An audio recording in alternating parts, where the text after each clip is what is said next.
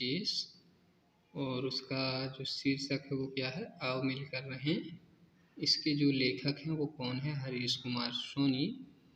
तो इनमें आइए सीखें में हम क्या सीखेंगे कि हमें मिलजुल कर रहना चाहिए, ओके, और सही एवं गलत को समझ पाना चाहिए। अगर हमारी गलती, मिलजुल के कब रह सकते हैं, जब हमारी गलती है तो हम माफ़ी मांगें, और अगली दूसरी पार्टी की गलती है तो वो माफ़ी मांगे, तभी तो रह पाएंगे ना मिलजुल कर।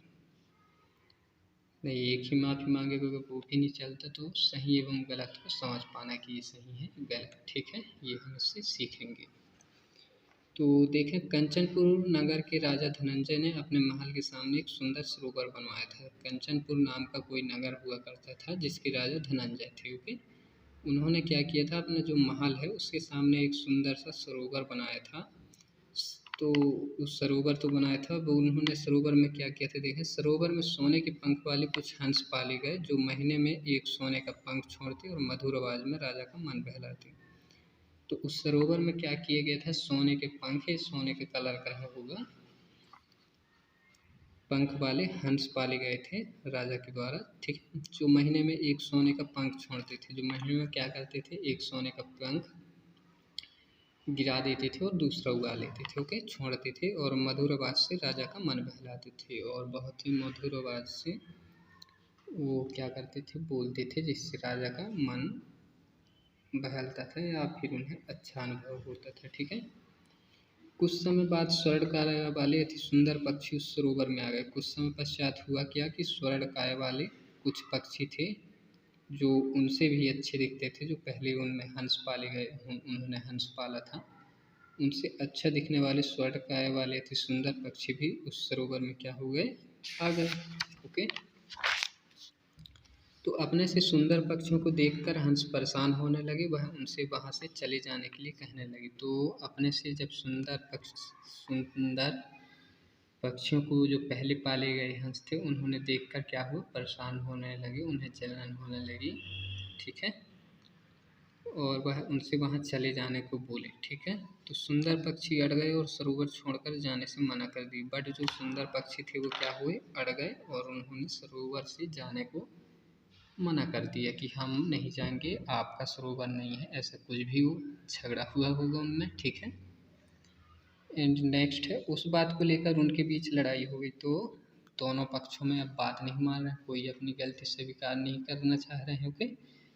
तो इसी में तो लड़ाई हो, तो दोनों पक्षों में क्या हो गई, लड़ाई हो गई। लड़ाई के स्वर राजा के कानों तक पहुँचे, तो लड़े, तो जो उनकी मधुर आवाज़ थी वो कैसी आवाज़ में बदल गई, करवाहट वाली, क्योंकि वो लड़ रहे थे, वो ज़ोर ज़ोर से बोलने लगे, ओके। तो लड़ाई के स्वर राजा के कानों तक पहुँचे। तो लड़ाई का कारण जानकर राजा धनंजय दुखी हो गया। जब राजा धनंजय ने उनकी लड़ाई के स्वर उनके कानों तक सुने तो देखे, तो वो लड़ाई का कारण जो था, वो किस लिए लड़ रहे थे, एक दूसरे से मिलजुल कर नहीं रहना चाहते थे, इसलिए लड़ रहे थे, इसलिए राजा धनंजय जो थे वो दुखी हो गए, ठीक है। यह देखकर बूढ़े हंस ने सरोवर के सभी पक्षियों को समझाया। तो इससे चीज को देखकर कि राजा दुखी हैं और हम ही आपस में लड़ झगड़ रहे हैं, जो कि गलत है, वो समझदार रहा होगा, समझता था, ठीक है। तो यह देखकर बूढ़े हंस ने सरोवर के सभी पक्षियों को समझाया।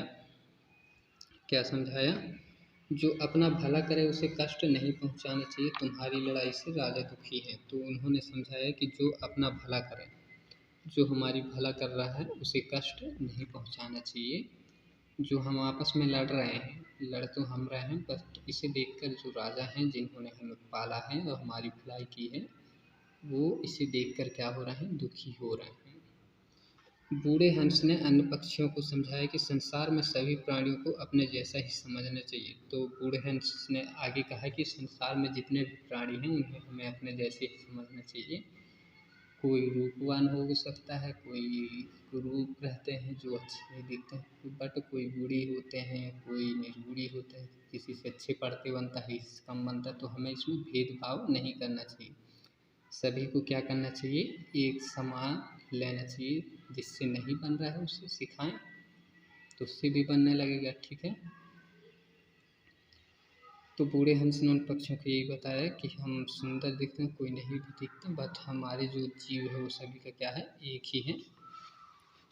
इसलिए लड़ाई झगड़ा छोड़कर हम आपस में मिलकर रहें, इसी में हम सभी प्राणियों का कल्याण है। तो वो बोलता है इसलिए हमें क्या करना चाहिए, लड़ाई झगड़े को छोड़ देना चाहिए और सभी को आपस में मिलजुल कर रहना चाहिए। इसी में हम सभी प्राणियों का क्या होगा, कल्याण होगा। लड़ेंगे झगड़ेंगे तो क्या होंगे, आपस में एक दूसरे को मार डालेंगे। ठीक है, यही तो होता है ना लड़ाई में।